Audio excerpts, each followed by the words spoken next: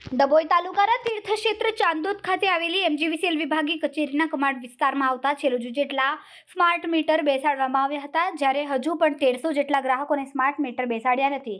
વીજ કંપની દ્વારા રાબેતા મુજબ લાઇટ બિલ આપવામાં આવતા હોય છે, પરંતુ સ્માર્ટ મીટર લગાવ્યા બાદ છેલ્લા 4 માસથી બિલ જ આપવામાં આવ્યા નથી. નાના અને મધ્યમ વર્ગના ગ્રાહકો આયોજન મુજબ બિલ ભરી દેતા હોય છે, પરંતુ 4 મહિનાથી બિલ આવ્યું ન હોય તેમના બજેટ પણ ખોરવાઈ ગયા છે.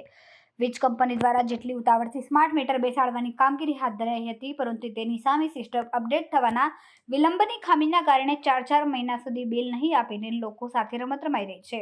પરિણામે ગ્રાહકમાં અસંતોષ વધી રહ્યો છે. જ્યારે એક સામતું બિલ આવશે ત્યારે નાના અને મધ્યમ વર્ગના લોકો એકસાથે એટલી મોટી રકમ કઈ રીતે ચૂકવી શકશે તેવા પ્રશ્નો ઊભા થયા છે.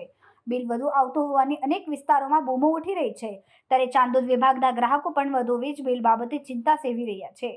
એમજીવીસીએલ દ્વારા સ્માર્ટ મીટરો લગાવવામાં આવ્યા છે, પણ 4 મહિનાનો સમયગાળો થઈ ગયો છતાં હજુ ગ્રાહકોને બિલ મળ્યા નથી. હવે આધુનિકીકરણ થયું 100% અને સ્માર્ટ મીટર લાગ્યા, એ પણ આવકારદાયક, પણ જે મહિને કે 2 મહિને બિલ મળવા જોઈએ એ ગ્રાહકોને મળ્યા નથી. ગ્રાહકો અત્યારે ચિંતિત છે કે ભાઈ 4 મહિનાનું 3 મહિનાનું બિલ કેટલું મોટું આવશે.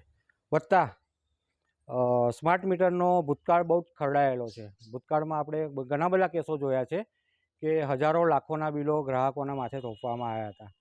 હવે એમજીવીસીએલને અમને એક જ વિનંતી છે કે વહેલી તકે બિલ આપો તો ગ્રાહકોને ખબર પડે અને કઈ રીતે ભરવું. મુખ્ય કારણમાં આજે આપણે સ્માર્ટ મીટર ચેન્જ કર્યા, જે જૂના મીટરમાંથી સ્માર્ટ લીધા તેમાં સાયકલ હોય છે. જે જૂના મીટરની સાયકલ હતી સાયકલ 1, અને જે નવા મીટર જે જાય છે સાયકલ 8માં જાય છે. એટલે કે સાયકલ 1માંથી સાયકલ 8માં જવા માટેનો સમય 3.5 મહિનાનો છે. એટલે એના માટે આ વિલંબ થયેલ છે. ક્યાં સુધી લગભગ બિલો મળશે?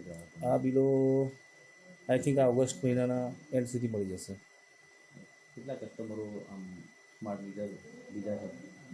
સ્માર્ટ મીટરમાં આઈ થિંક 4400 મીટર જેવા અપગ્રેડ લીધા છે, બદલાયા છે.